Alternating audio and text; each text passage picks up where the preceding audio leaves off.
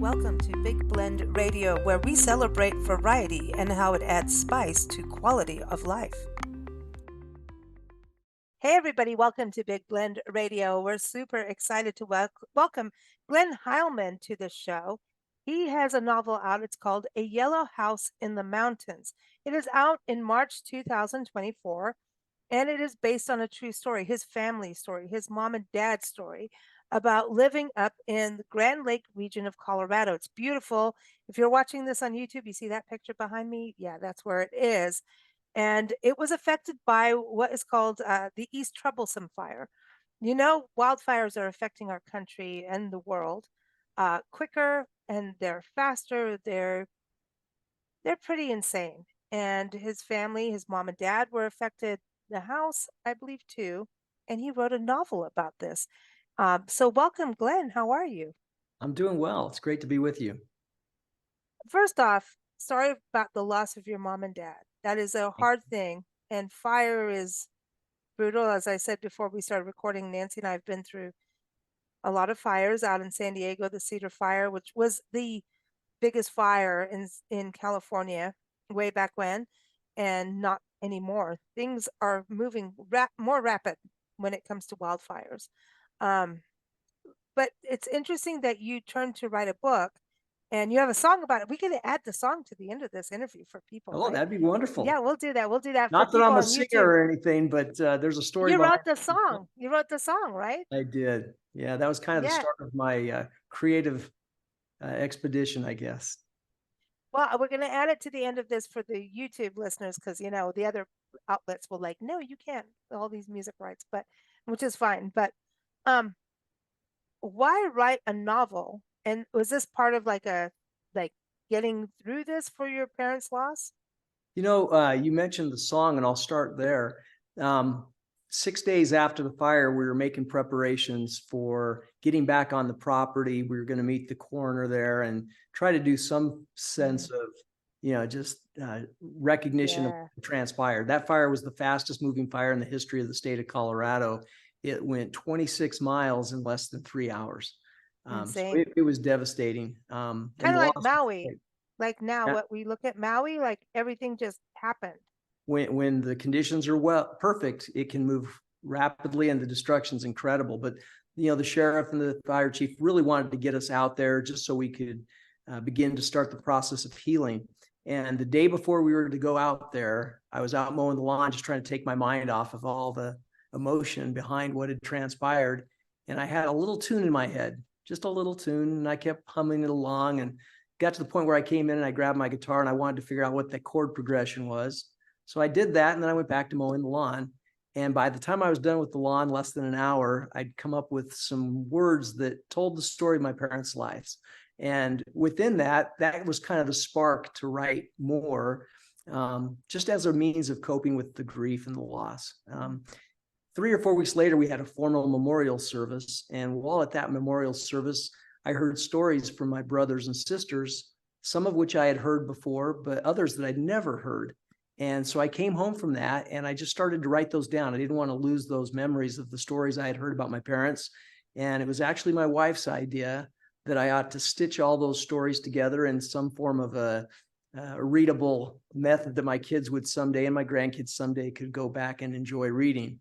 So that's kind of how it started, just through hearing stories that were related to my parents. By the time I got 6 months into it, I captured a lot of stories and a lot of memories. And the more I thought about it, the more I recognized that while they were just ordinary people, they lived extraordinary lives. And much of what they did throughout their life was overcoming adversity. They got married very young, maybe not as uncommon in those days, but my mom was 15. My dad was 17 when they first met, and they were married within a year. So, pretty challenging odds for young people, 16 and 18, to start a life like that. And my mom was pregnant, which certainly created some stress, I'm sure, in that day and age. Naughty news. Yeah. So they got off to a rough start, but through their journey together, I think the story, I mentioned to it that it's a story of love and refinement. My dad was a challenging young man, and he had some flaws, like we all do, but his were pretty interesting flaws. And when he met my mom, he saw something in her that made him want to be better. She made him want to Yeah. address his challenges, and he literally used the love for my mom to motivate him to become a better man. And Mm. together 68 years, and truly he changed through their commitment to each other and through their faith, their commitment to their family. My dad became just an incredible man. By the time he left, he was 180 degrees from the young man he was when my mom first met him. So it How was long fun were they together. married? Tell everybody how long they were married. They were married 68 years. 68 See, years. that's amazing. And I think we think that when you have such a strong partnership, right? You go through Yeah. so much together. And even the land, you got to think about the land that they had in the house. That's that's work. I don't Yeah, care who you hire, it's still work. it is. Mountain Right? living is not easy living, and you're surrounded by beauty and nature, and they loved all of that. But as you pointed out, it's work to live in the mountains. It is, but it's healthy. Yeah, There's they something loved so it. healthy.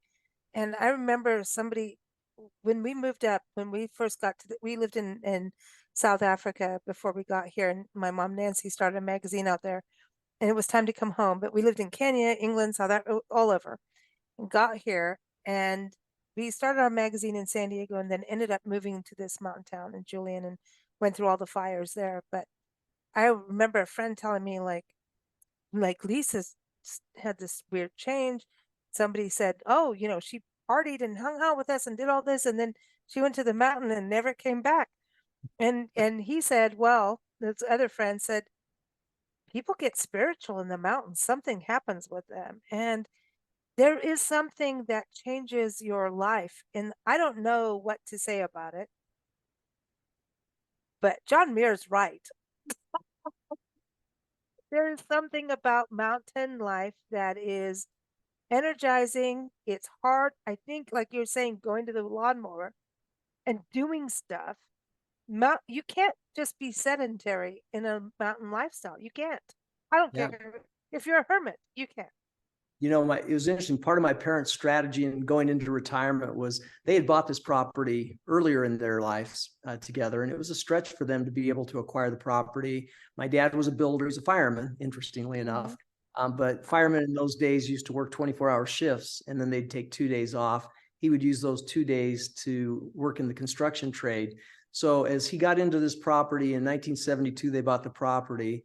He loved to work. And so every free minute he had, he went up there and started to work on the land. And then by the early 80s, he was able to start working on the house. And he and my mom built it completely. Every stick they did together, they built that place. And their goal, though, and their strategy around it was that the mountains would be a draw for their family. And my mom and dad had 5 kids. They didn't know where those kids would end up with work and everything else, but they figured if they built the destination, the kids would come and the grandkids, and that proved to be spot on. They were overwhelmed constantly. They had nonstop visitors. It was a rotating door of one visitor in, one visitor out. People just loved to go there.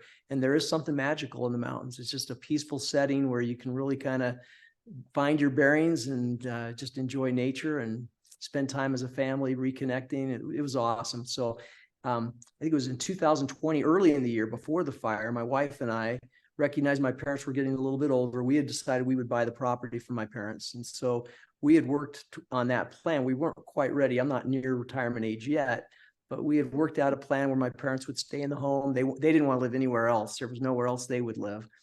So we acquired the property. They stayed there, and the plan was, though, to learn from my parents their strategy of attracting family, and that was kind of our goal, that we would someday move into that home. And our children, I have 6 kids.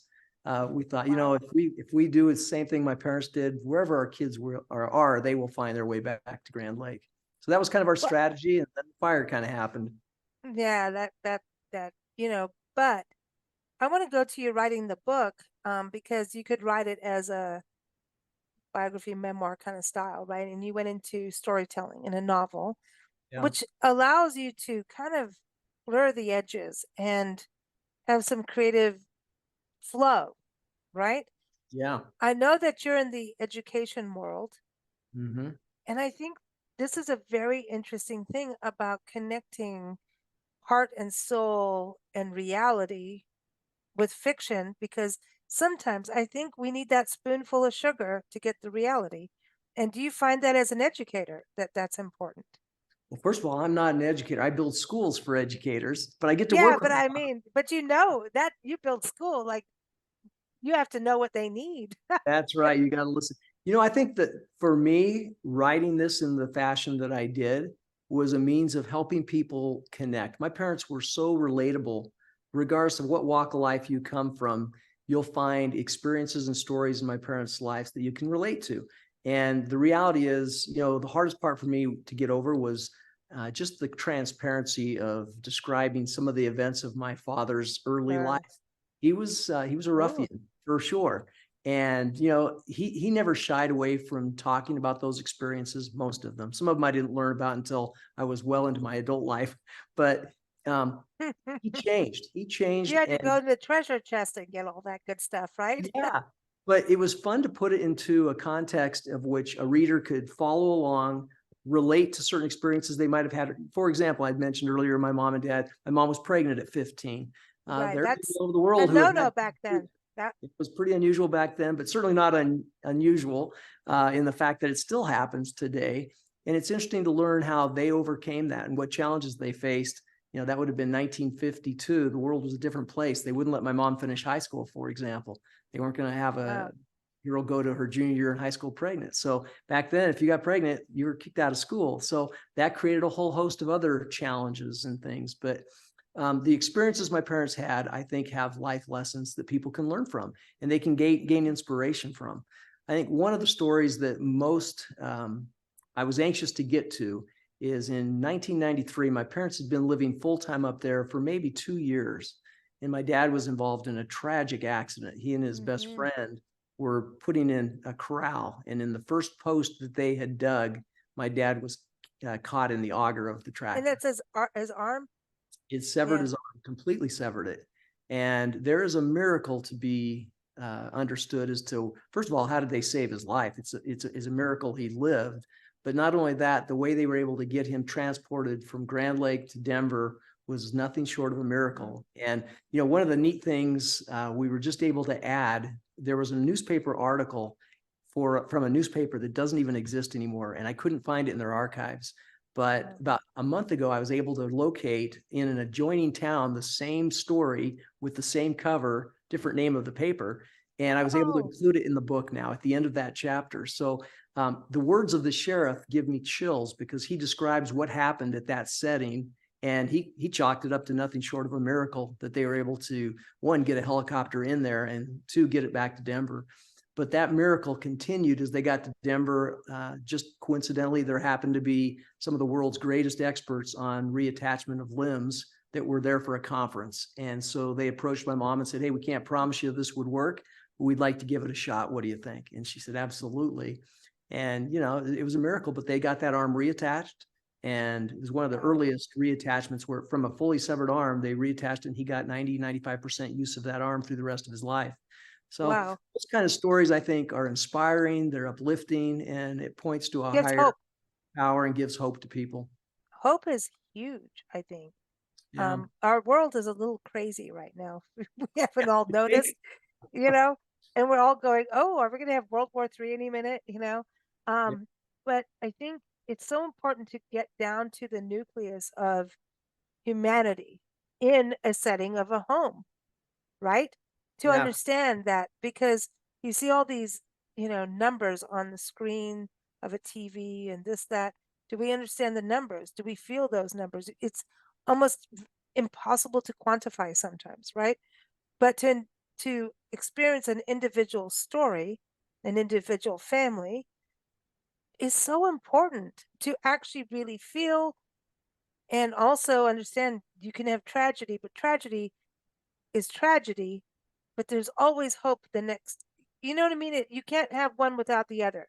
If Yeah. you're gonna have God, you're gonna have devil too. Can't have one without the other. You know what I mean? Everyone has some other belief, but you can't have it all perfect all the time. That's not how character is made. Yeah. And I think that for a lot of us, we achieve our greatest growth when we're in an adverse situation. And that was See? certainly the case with both my mom and my dad. The Your parents are challenges they characters. faced were They're incredible. characters. I mean this, like people that have just gone for it, rough, tough kind of like they're not they didn't sit down and let the world go by. But yeah.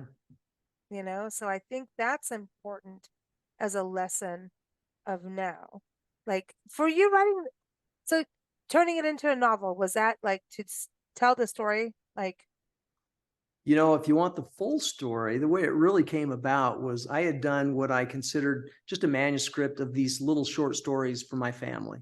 And uh, in May of 2021, one of the consultants that I work with had gone to Canada and he got mm, stuck up there for 2 weeks because of COVID. So he was up there, he couldn't come home.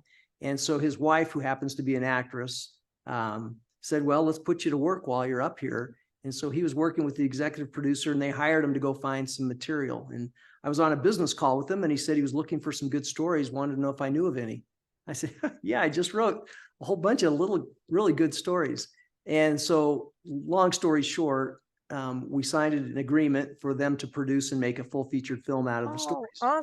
awesome. They hired a screenplay writer, and the screenplay's been written. We're obviously in a writer's strike right now, so it's going to be on pause for a little bit. But they had asked me not to proceed with converting the manuscript into a book. They wanted to get the movie further along and then release a book at the same time. At any rate, when the writer's strike occurred back in June and then followed up by the actor's strike, they finally called and said, you know what, we don't know how long this is going to go on. You might as well start working on the book. So that kind of reignited my energy around taking the manuscript and converting it into a story that people could follow along and read that will also obviously follow closely along with the movie.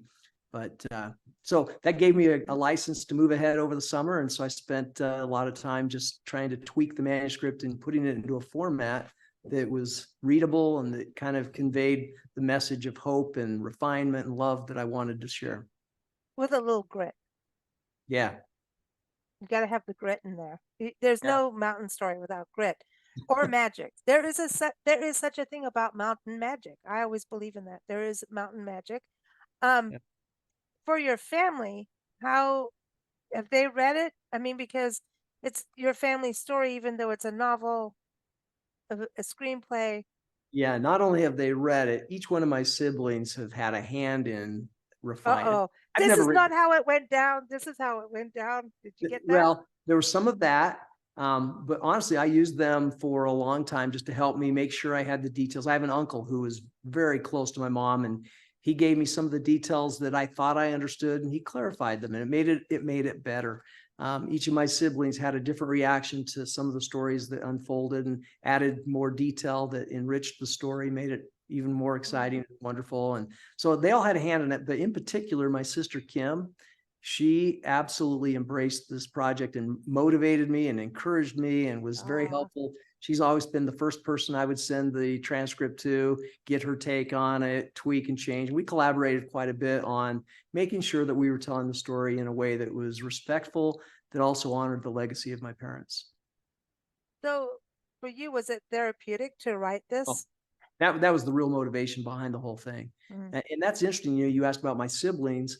Each of us grieve differently, certainly. sure. Um, and in my family, with two brothers and two sisters, we all dealt with the loss. It was so sudden and so unexpected that we all Yeah. handled it in a different way. For me, um, first it was the song. Getting a song done, that gave me a channel to control my energy and put it into something positive. And then it was capturing the short stories and then putting the whole thing together. It's been so therapeutic, and it's also brought me closer to my parents, even though they're Mm. gone. Telling their Do you hear story him? You hear him? all the time, all the time. Hmm. I really do. I more than I hear them, I feel them. I feel Oh, their presence that's on beautiful. frequent occasions, and it's been really therapeutic for me. And my one brother told me he's jealous actually because I've had this as an outlet to deal with the grief and the loss, and I found a way to channel that into a really productive and powerful way. And my Mm. hope is that as we release the book, there are others around the world who are also dealing with loss that are going to gain some incredible inspiration from it. Are you open or have time to do like book clubs even via Zoom or talk to people Yeah, from so this? Because I'm still working, but if schedules can be coordinated in such a way, I would love to do that and would I absolutely be. think it's huge. I mean, we've had loss in our life big time. And you know, my mom's brother was murdered, Wow. and it was like boom, and we didn't even have family had time to tell us. It was on our, it was the largest industrial shooting in Florida. This was like when we first got back to this country, like literally. Um, and we were in California, and it was on the news, and that's how we found out because Wow. nobody could even function.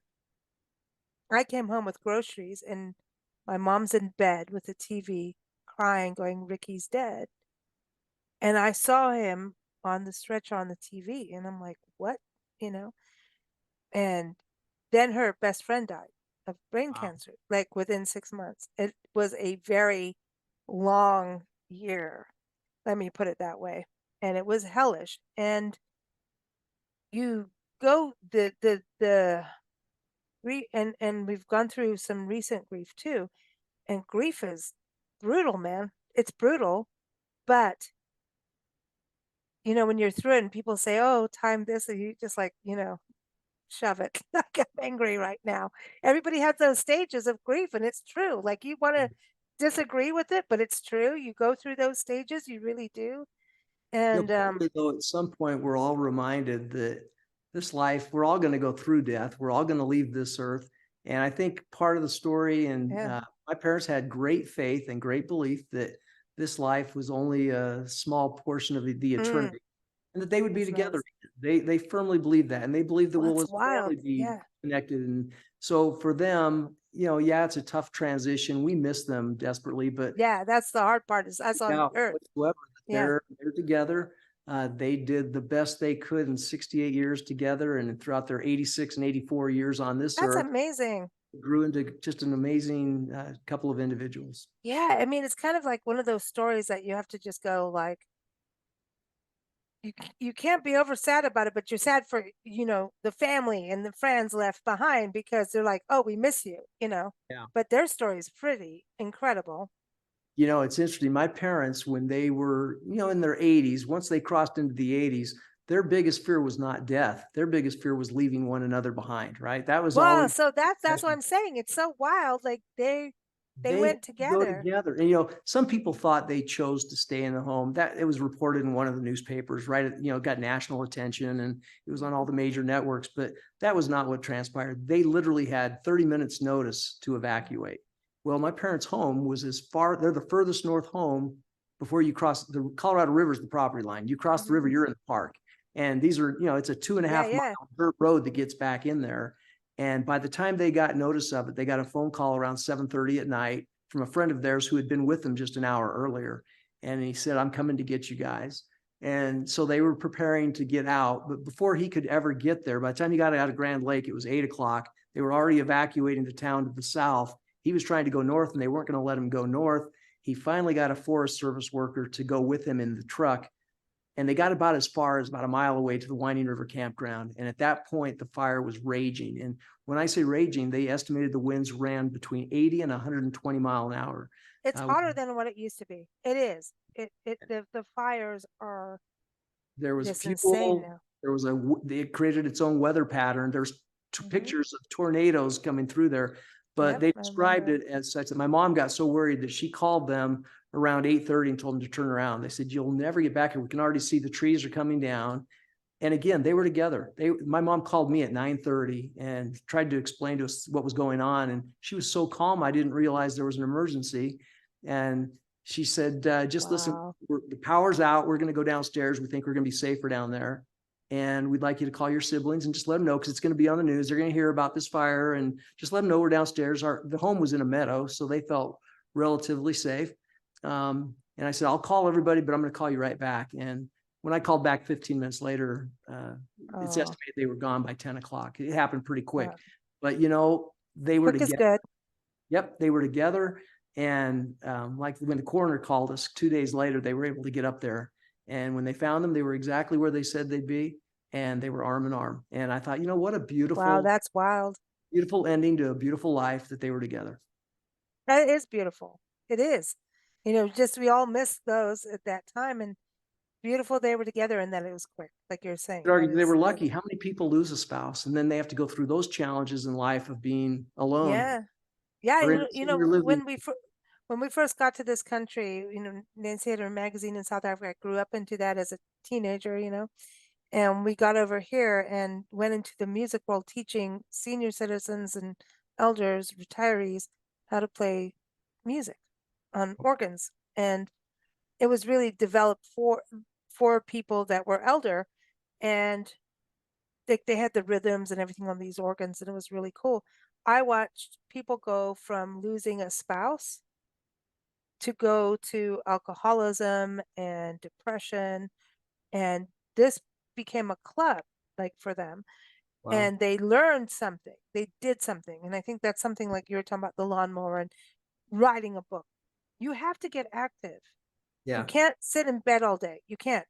And I watch people go from alcoholism and turn their life around within this group of music, just music, pure music, right? Can't beat music. And turn their life around and be able to move forward. But it was the same kind of thing, like, you know, people that were so connected and then didn't know how. And you've also got to think about how back then, like I'm talking about early 90s, how people were not ready, like especially women were not ready to be able to go shopping without a checkbook, or they didn't understand some of those things. So there was a big lot, like it was weird. It was weird. But I watched people turn around when they had something and community and music and could see that they could do something, actually physically learn. And learning, that's why I brought up the education with you too. yeah, Learning will keep you going. for sure. The day we don't learn is truly the day we die, right? Yeah. I don't care if we're on the earth or not. That is it. And your parents kept going, obviously, like right until the end. And but like they're amazing. They're amazing. So tell us about the property. What's it like now? So after the fire, it was unrecognizable. It was like being on Mars. Sure. Literally Sure. everything was gone. And when I say everything, there may have been 2 or 3 trees on, we had collectively with our neighbors, we had about 120 acres. There was probably 3 or 4 trees that didn't either snap, get blown over by the sheer wind Oh, force, wow. or burn. Freaky. It was devastation. In the home, my dad had a collection of guns, rifles, Mm. machine guns, handguns. He was a collector and a trader of guns. We had gone down to try to find anything. When we got there, it was just ash everywhere. We went down with a rake and there was nothing. We found a few splotches of metal that we assume were the barrels of those Wow. guns, but nothing survived. Wow, Nothing. that hot. That It hot. was, they said 1700 degrees 2 days after the fire. When they went to try and retrieve them, that was a real challenge because it was still burning and still hot. But it was devastating. The forest line, it burned 192,000 acres, 26 miles of forest and parklands that burned, and it came through so quickly. It was devastating. And yet, our ability to pick up the pieces, we immediately started working on recovery. And the first year was really just getting rid of all the, we had to Hmm. take all the foundation away and And find where all, the property lines really are. That's a yeah, whole other deal. That's it was crazy. But it was just a recovery in the first year of just trying to get things done. But one of the things that we've really enjoyed is on October 4th, the fire was on the 21st.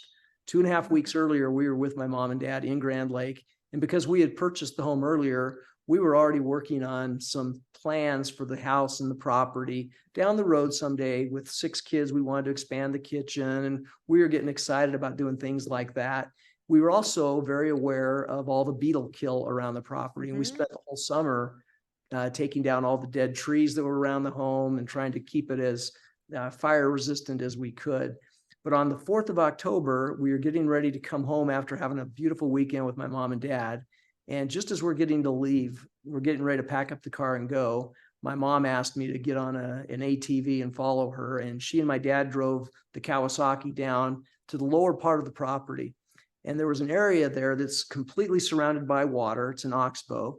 And my mom wanted to show us what she and my dad had started. And so we drive down past our barn. We go down this little dirt road, and we can see my dad had been working for months with an excavator to take out all the old tree stumps, to clear some of that land. And they explained that they wanted to create a little park for the Boy Scouts or their church group or for family reunions. They had this vision for a park to be located. And then beyond that, it hadn't been cleared yet, but she had said she wanted us to clear all the way to the end to the south. And she wanted to put in a pavilion, something that would be covered so you could get out of the elements if it was raining, and something where you could put up some picnic tables and people could gather. So she kind of shared with us her vision and dream for this. We get back to the house, and she hands my wife a little Post-it note. And she had even named the park and the pavilion. And she had named the park the Hileman Hideaway, which was perfect because you literally couldn't see it. It was so lush with trees. It was just completely a solid mass of trees and stumps. And then the pavilion she had already named was her nickname, Punk. She wanted Punk's Pavilion. So she kind of handed us our marching orders. Hey, she said, I want you guys to finish the work we're doing here on this park and then give us a pavilion. And who knew 2.5 weeks later they'd be gone. But when they left, my wife and I knew exactly what we had to start with. And that's what we did. We cleared, and then we immediately went to work on the Hileman Hideaway and Punk's Pavilion. And amazingly, we were able to have that ready by June of 2022, a 1.5 years later. We christened it. We invited all the family, friends, neighbors over and had a nice barbecue and enjoyed some time reminiscing on the lives my parents lived, and also the fulfillment of their dream to have a park and a pavilion there. So today the park and the pavilion are up and running, and it was a fun part of the recovery is to have a project like that they instigated and their plan. Wild though, We got isn't to it? pick up the piece and continue it on. Isn't that wild that she knew to tell you then? Like, Yeah. that's wild. Well, the other piece is on our property, we have a bronze plaque, and we had planned on giving my mom and dad a gift for Christmas. And that same morning, I had shown them a picture of what I had created. I called it the Rocky Mountain Miracle, which described the events of October 11th, 1993, when my dad lost his arm. But it was such a meaningful miracle in our family's lives that I wanted to create something to memorialize it. And I had found the old auger. And so I mounted the auger where that post was. And I had this plaque getting ready to be produced. And while we're getting ready to leave, my wife had this inspiration. She said, we got to put a picture on that plaque. And my mom thought that was brilliant. She goes, yes. Yeah. So my dad starts rolling up his sleeve, and my mom's like, no, take the shirt off. So my mom rips off my dad's shirt, and I took a picture of my dad to show the scarring on his arm, right, and removed from his body. It's in the music video. It's in the music video, and it's also on the property now. That bronze plaque exists, and we put it there. And, again, that was just a flash of inspiration that Michelle had that suggests we ought to try and get a picture to add to that Christmas gift that we'd planned on giving parents. Isn't that wild how those things happen? And you don't think of them as being major until later afterwards, our fires happened in October too. And we ended up in Tombstone on Halloween, evacuated from California, Wow. And we were told our house had burned down and everything, and it hadn't. It was a neighborhood. But we did find a place to live next to the Boot Hill Cemetery, but because all of our business paperwork, our cats and artwork were with us. But we evacuated 7 times in a 1.5 years. Oh, and if you think you're not kind of in PTSD at that point, there were copycat serial like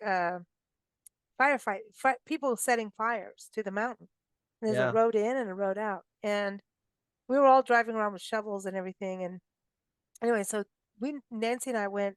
My mom, I call her Nancy because we worked together, and I worked since I was a kid before we had hold on the phones. We went on a hike and came out and saw the fire coming and went, "Oh, this is the one." And nobody believed it. We started calling all our friends. We're going to go down to the desert. We're going to get you a place. And then we had to get out of the desert because the smoke came down so bad. Our cat almost died. But anyway, those little moments, it's funny. No, it's not funny. But like we lost a good friend last year in October, same thing, and he cycled the entire perimeter of the country. He's a earth science teacher who retired. He walked across the country. I mean, he's crazy. And then all of a sudden he just died in Mm. October after writing his last book. And there were these telltale signs that you would never know. And they're weird. Like you just like, did he know? Did your parents know? No. It's just normal life, but weird.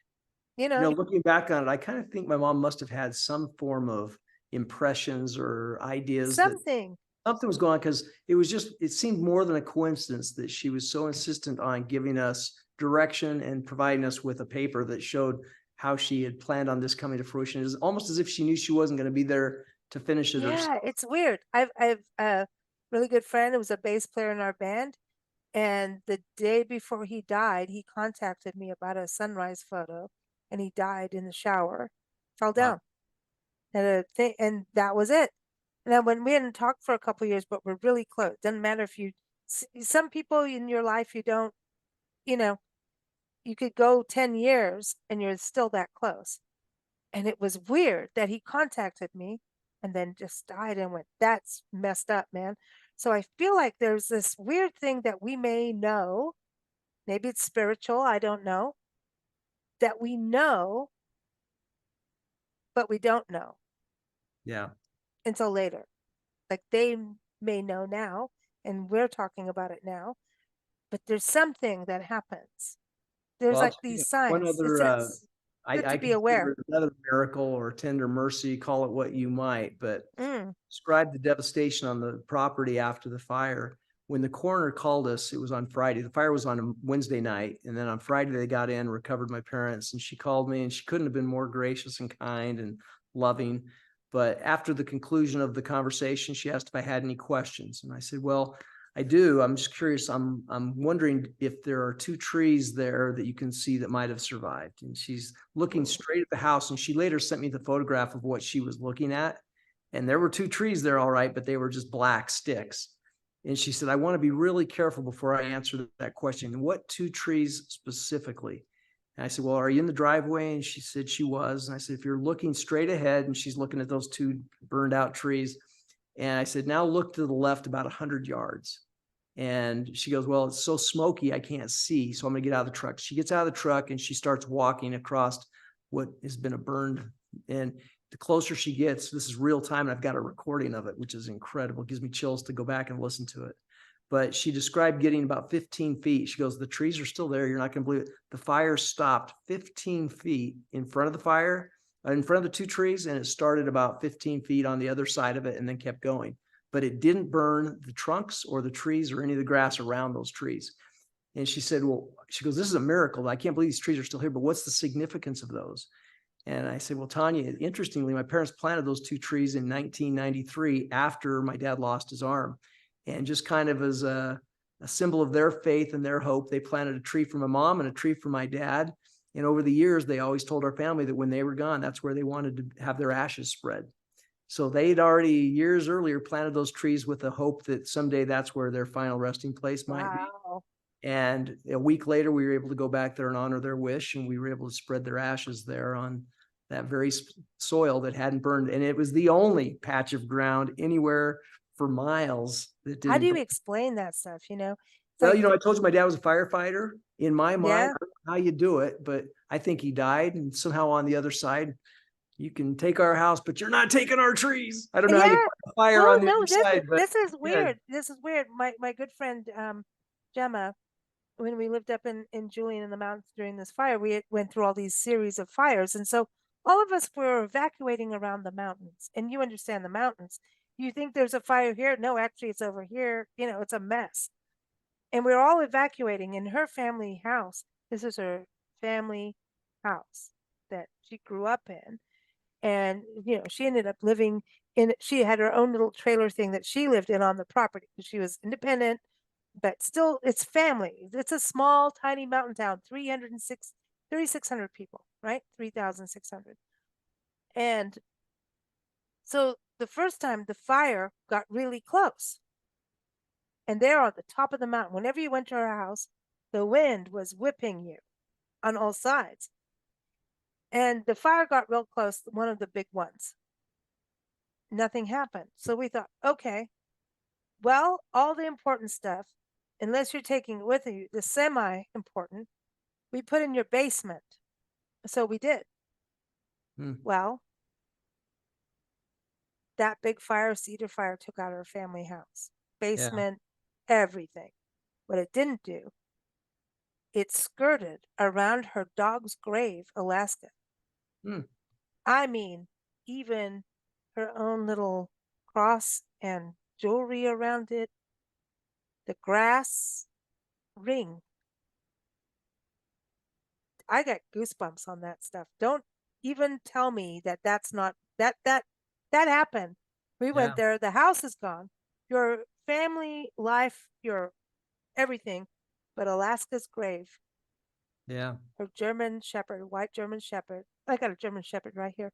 But like, what was that? Yeah. Like the keeper.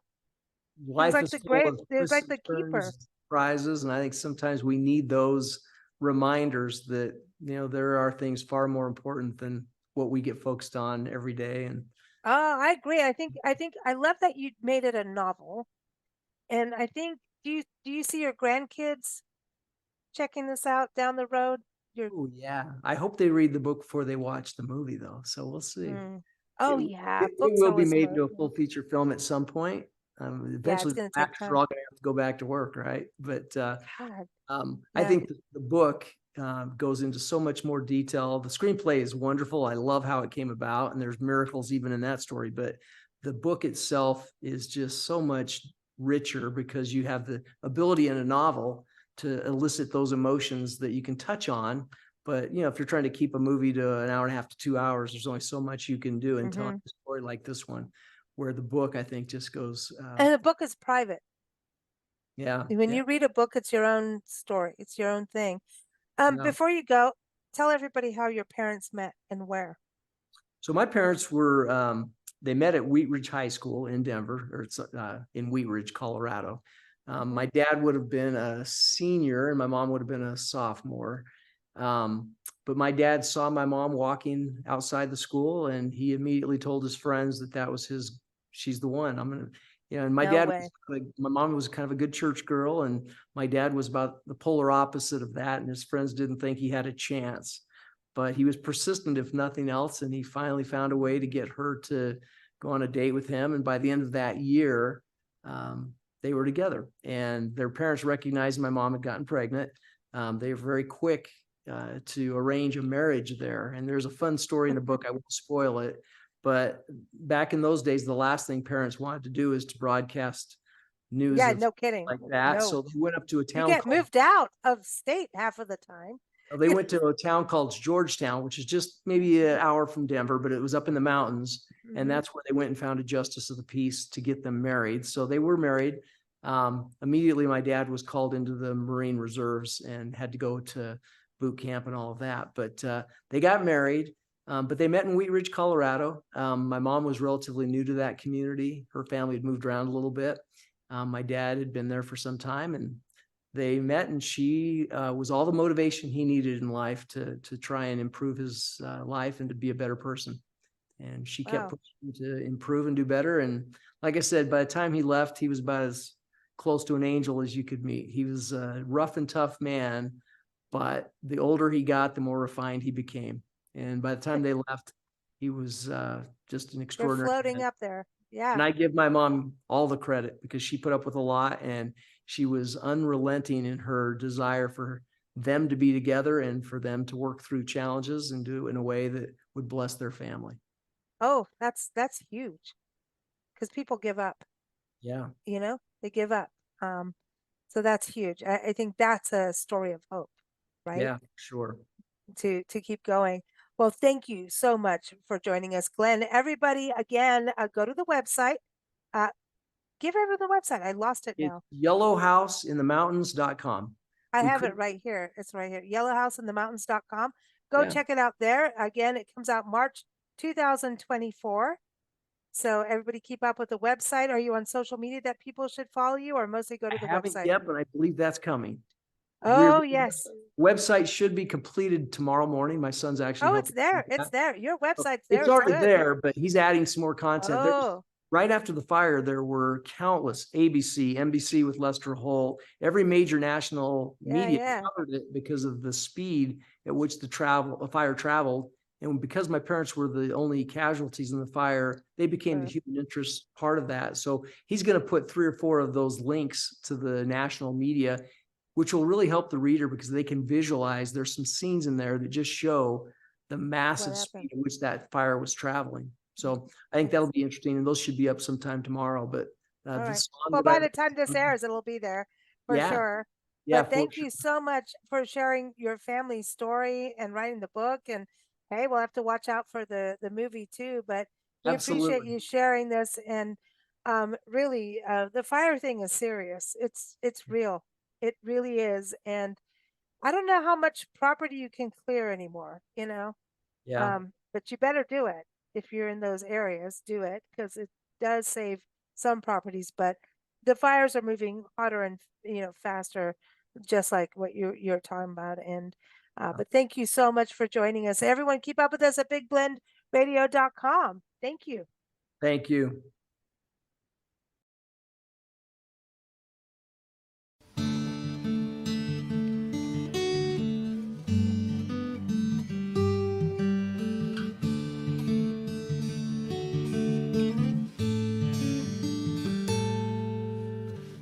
They were young and so in love. He knew she'd be his only one. She was 16, he was more. They couldn't know what was in store. With odds against them, they still knew together they could make it through.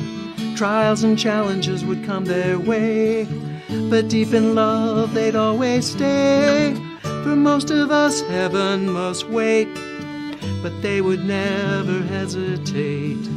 They had a dream to build their home, for family, friends, strangers to roam, to live and love in bliss, in a yellow house in the mountains.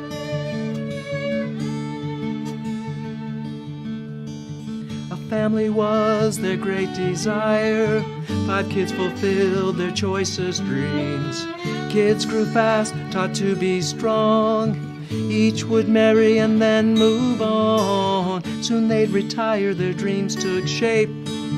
The work was hard but couldn't wait. Created space where dreams come true. The grandkids came, the parents too. For most of us, heaven must wait, but they would never hesitate. They had a dream and built their home. Family, friends, strangers to roam. They lived in love, in bliss, in a yellow house in the mountains.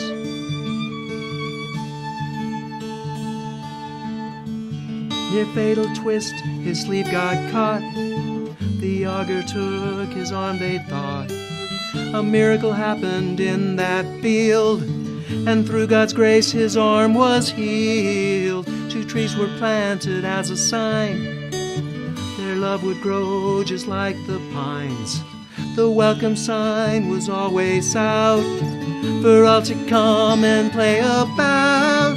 For most of us, heaven must wait, but they would never hesitate. They lived their dream inside their home, where family, friends, and strangers roam, to live and love in bliss, in a yellow house in the mountains.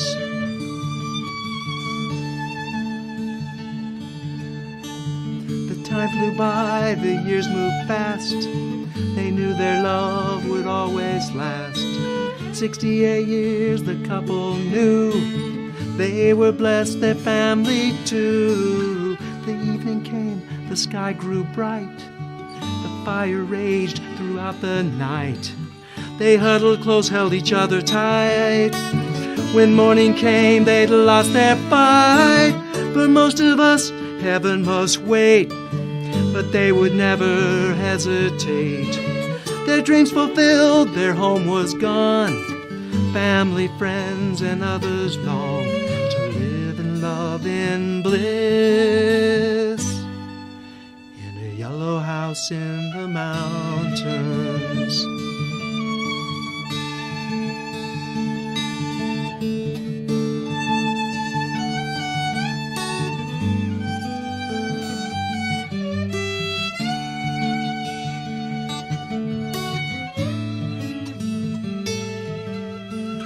Upon the scene, the scars were harsh. Nothing left, only ash and char. Then in the fields we saw the sign. 2 trees protected seemed divine. Tears were shed, my chest felt tight. Then I was startled by the sight. Atop the pole, their flag still waved. Torn and tattered, but it was saved. For most of us, heaven must wait, but we will never hesitate. We'll take their dream, rebuild their home. Family, friends, strangers will roam. We'll live and love in peace. The memories never cease in our yellow house in the mountains.